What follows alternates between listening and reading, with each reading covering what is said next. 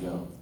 Since I have been mayor, we have always maintained a general fund balance of at least, well, 7.5, but quite frankly, it's been more than 8%, as you can see on the chart. The year 2021 ending fund balance will be 7.15%.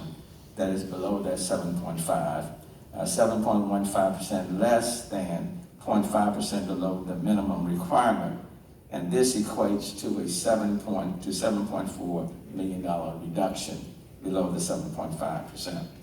Per our financial policies, however, this is allowable in the event of economic instability beyond the city's control, which is where we are with the advent of COVID-19, that these are great for the city of Houston. And so we will be drawing down below the 7.5% fund balance of about $7.4 million. For the 5th consecutive year, my annual proposal closes a budget gap. In this case, it is a gap of $169 million, which is exacerbated by the COVID-19 global pandemic. And this is primarily driven by contractually mandated increases, including police and municipal pay raises for the current meeting confer agreements, as well as health benefits and pension costs.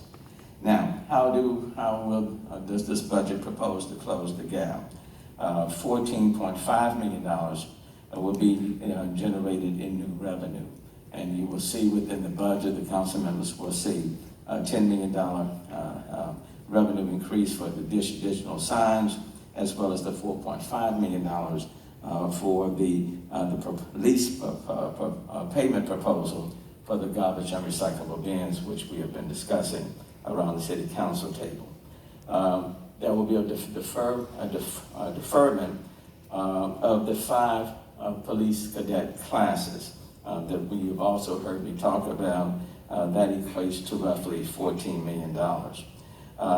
There is the zoo payment of $10.4 million, but I will tell you, based on the federal guidelines that we have looked at, that we can have that payment, that reduction transfer from the CARES Act, and that is what we will do. There will be a number of employee furloughs from the city of Houston. We anticipate that about 3,000 employees will be impacted from furloughs, going up to a maximum of 10 days within the year.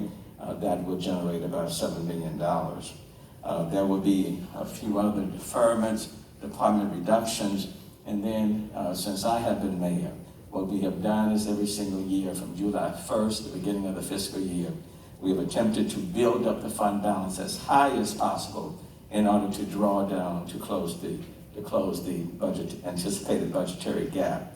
In this year, for 2021, we anticipate doing the same, and so there will be a drawdown from the fund balance of approximately $98 million from the fund balance. This drawdown includes $15 million from the Budget Stabilization Fund, and additionally, this drawdown is possible because of better than expected 2020 results, including one-time land sale, which is already closed, and the dollars have been placed in the fund.